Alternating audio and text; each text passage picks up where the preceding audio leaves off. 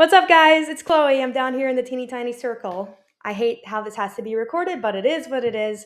Let me introduce myself before I get into this lesson today. First of all, I just want to say I'm so excited to be here and present this information to you. My name is Chloe Rigdon. I'm a student here at the University of Alabama. I am mastering in journalism and creative media, but I'm concentrating on sports media, and it's been a long journey to get here.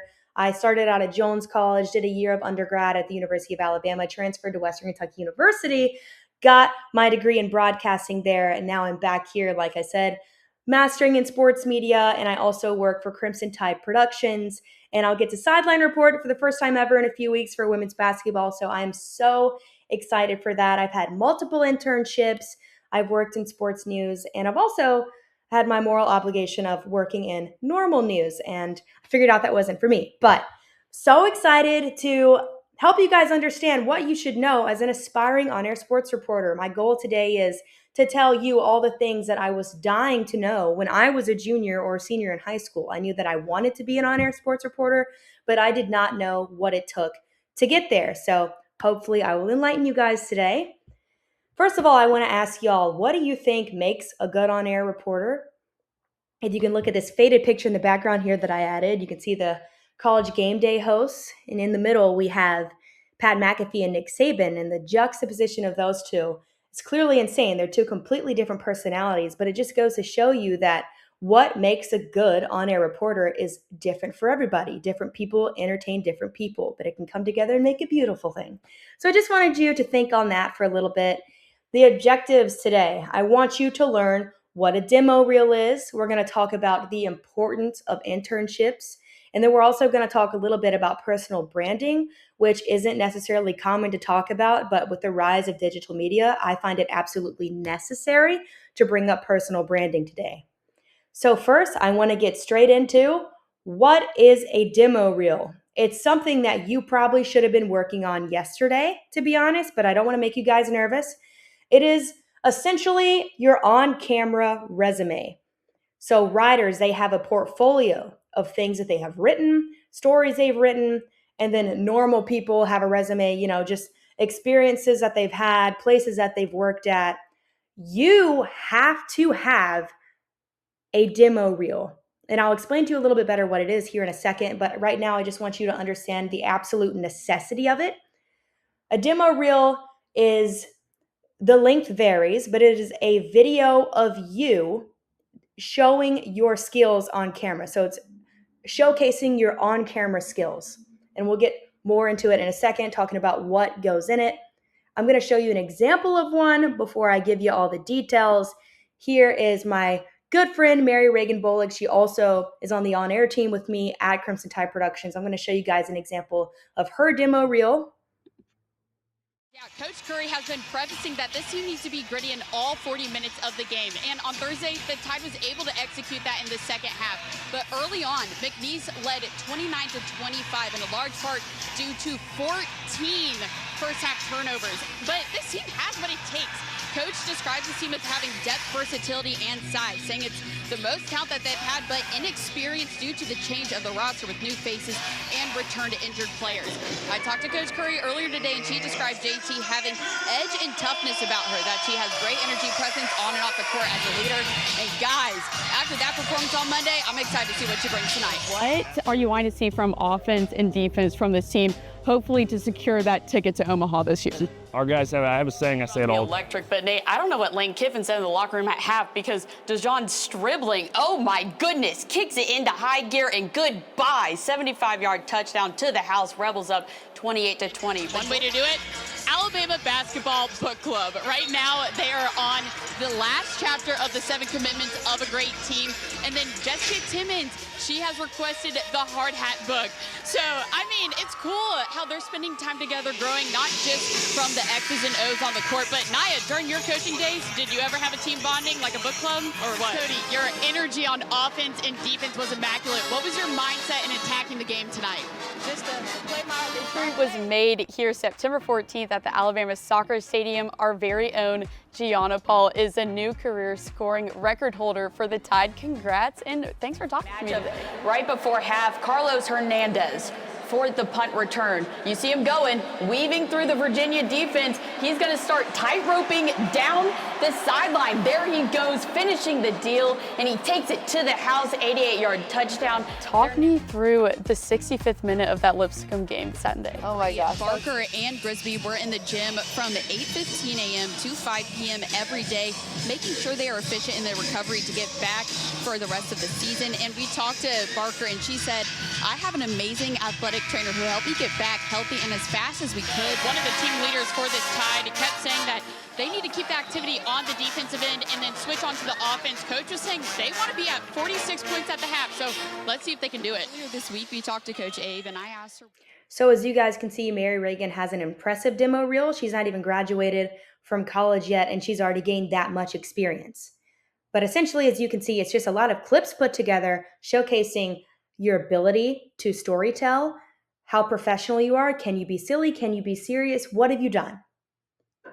So that's what it is. How long should it be? Well, that varies. Some people prefer a 10-minute long reel. Some people prefer a 3 to 4 minute reel. It depends on who you ask, and that's what I'm going to get into. Think about who you want to work for. Who do you want to be employed by? Go talk to that producer or those who work for that producer and find out their ideal length of a demo reel. Whatever that answer is, that's what you should base your demo reel length on. So, for example, I want to work for College Game Day. I'm going to go talk to the producer of that show, ask them, hey, how long do you think a demo reel should be? And they say 6 minutes. Boom, I'm going to do 6 minutes because that's who I want to work for. Just some thoughts there. And then what goes in it? As you can see, Mary Reagan had a lot of different clips in there. She was sideline reporting. She had stand-ups. She was also doing the halftime report and Bryant Denny. All experiences that we can't necessarily have by tomorrow. So I'm going to talk about beginner demo reels. So here's what you can do as a student in high school. You can do mock stand-ups. What is that? It's where you are introducing a story. You're on camera. You can be anywhere. You can be on a football field after a game. Access is super easy, and they let anybody on high school football fields. You can do it after any sport, on any court, field, whatever it may be, and talk about a recap of a game, maybe highlight some storylines, whatever it may be, but it's you on camera and it can be low pro. So literally using your phone, you don't even necessarily have to have a mic as long as you're projecting your voice. And then you can also do mock live shots. Everybody knows what a live shot is. It's literally you talking live, describing an event that is happening. And like I said, low pro. So it doesn't have to be professional. You do not need nice equipment to do this. This is a beginner demo reel. So you're just showing what you are capable of. So the nice, expensive equipment would only enhance it. And people would see that. And then, like I said, the interviews. One-on-one interviews, so good to display how you ask questions, how you interact with others, how professional you are, how funny you are, what's your personality like. This all goes into what it takes to make a demo reel.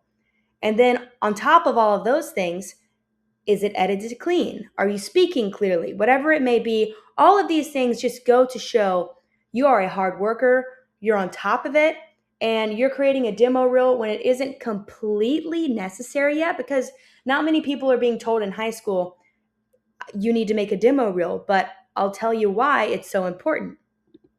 Why does it matter? It can and it will boost your resume. It improves your chances of getting on-campus jobs, showcases skills and experience like we've already talked about. So what I mean by boosting your resume, we all have to have a normal resume like I discussed earlier. If you attach that link here, you click on it, it takes you to a reel that you've already started building, and it can showcase your editing skills, your on-camera skills, your storytelling abilities. Everybody's going to love that no matter what you're applying for. I mean, obviously it needs to be reporter related, but it's impressive that you've already begun that. So you make it to your dream school. You make it to the University of Alabama. You want to work for CTP, Crimson Tide Productions. You go through the application and it'll say optional. Add any extra work that you've done. If you add a reel and it shows your editing skills and everything else that we've just talked about, your chances of getting hired at the prestigious Crimson Tide Productions skyrockets.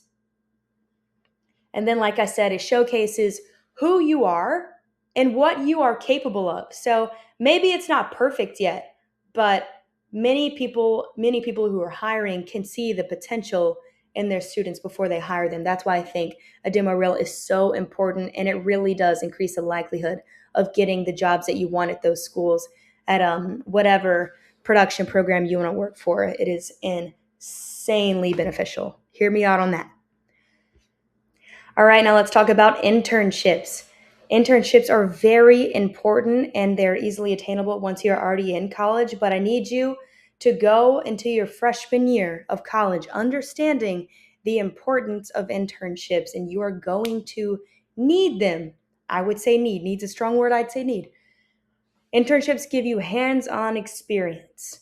So you are actually doing the work. You're not sitting in a classroom listening to a lecture on the history of journalism. You're in the present, exercising your journalism abilities, learning how to build a camera, learning how to report, learning how to assist the reporters maybe that work at whatever place you're interning at. Networking. Ooh, I love networking. It's so important. Building relationships with people. You're learning to talk to people. Continuing building your reel. So if you're lucky enough and you get an internship somewhere, maybe they'll let you continue to build your reel. Use their nice equipment to get some stand-ups. Maybe you're not actually doing stuff to air on TV for them, but you are getting clips for your reel, stand-ups, live shots, whatever it may be, recorded from their nice expensive cameras that you could never buy yourself. And you get to add that to your reel to show that, hey, I gained this for my internship experience. And then if you have really good internships, you make really good connections, like we talked about from networking, that can guarantee you a job after college. I had a job easily lined up for me after Western Kentucky, after I graduated from there. But I mean, I didn't go through with it because like I said, I wanted to get my master's. So I came back here. But because I established such good relationships at the internship that I had in Bowling Green, Kentucky, I had a job waiting for me once I finished college. I have a job waiting for me right now if I really wanted it, because I had a great internship over the last summer we just had. It's all about how hard are you actually working when you're there. You get to prove yourself, prove your work ethic, and then build those relationships, and boom, you're already building backup jobs or dream jobs, depending on whatever internship you get. And we'll talk about that. How do you get one? Where do you even look? I got all the answers for you. Local news stations. Where are you from? Where's the nearest local news station? It's so easy. Right now, I can guarantee you can call up the local news station and ask if you can job shadow for a day or two, and they would love to have you. Radio stations, they're all over the place. They would love to have you job shadow. They likely would love to have you as their summer intern or winter intern, whatever. And then let's bring up job shadowing again. So it doesn't always have to be an official summer-long internship that you can include in your resume. You can also include those cool job shadowing experiences. You can, there are a lot of production teams as well that you can join. Like, I mean, your local church, I mean, the mega churches are everywhere these days. They have production teams because they need them, because it's a show that they're putting on. And I'm not condoning that. I'm not, I'm not going to get into that. But they need their lights. They need the camera, and they need people to help them out. So that's just another thing that you can add. It doesn't always have to be, hey, listen, if you hear anything, hear this. When you are wanting to be an on-air sports reporter, your internships will not be you as an on-air sports reporter. They're not looking for an intern to come report the news on live television for them. You're going there to get experience, and you're I mean, you can shadow, but you're also helping them carry the camera, build it, whatever it may be, write the scripts, anything of that sort. But I just want to let you know, anytime you get those internships, unless you are just so lucky, you will not be doing on-camera work, but it'll help you get there, okay? It's so necessary that you do that dirty behind the scenes work to get there. And then let's talk about, I got to wrap this up quickly. Let's talk about building a personal brand. This is huge. So I would argue that local news is dying because their audience is also dying. They are old.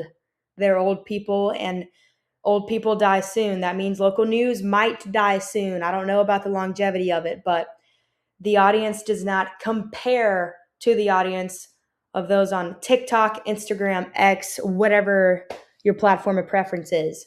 So you should start establishing an online presence right now because it matters. Reporters aren't just on TV anymore, they are found throughout social media. So the definition of a reporter and a journalist is a little bit fluid, but that's okay.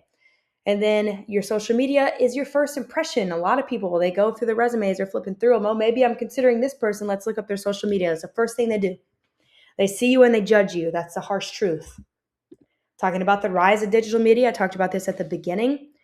There's growth in podcasts, streaming talk shows, TikTok reporting. You guys know this because you likely are listening to a certain podcast. You're likely following all of this so much closer than you are the local news. Let's be honest here, okay? And then if you can prove that you can build an audience on social media, you have a huge advantage. And then let's talk about personal branding. What does it even mean? What am I talking about? So your social media brand equals how you present yourself.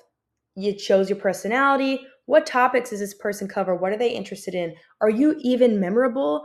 What is your originality like? And like I said, you don't need any equipment to be a social media expert. It can be very low pro. You just need consistency. So I'm not talking about you need to become an influencer by tomorrow, but you just need to have a good understanding that your social media presence does matter in today's world. And that can look different for everybody. Just find what you like, keep it consistent, and have fun with it. And now get to work, guys. We talked about all this, and you're young, you're a junior and a senior, you feel like you have all the time in the world. If you want to climb up the ladder a little bit quicker than your friend to your left or right or in front or behind you, you need to start building your demo reel. So let's talk about the key takeaways. Demo reels show your confidence, voice, and storytelling. Internships give real world experience and connections. Personal branding makes you stand out in the digital age. And then social media skills are a huge advantage today. So, if you're going to work for those older folks, maybe they don't have a great understanding of social media. So now you got to go in as a young person and prove that you have what it takes because you are adept in social media. If anything, you're good at social media. And like I said, you don't have to wait. You do not have to wait until you get to college to do these things. You can job shadow starting next week. You can start building a demo reel today. And obviously, you guys are probably already working on your social media brand, but I just want you guys to keep that in mind. Thank you so much for your time today. I'm so excited to see all of you on TV in the future, and roll tide.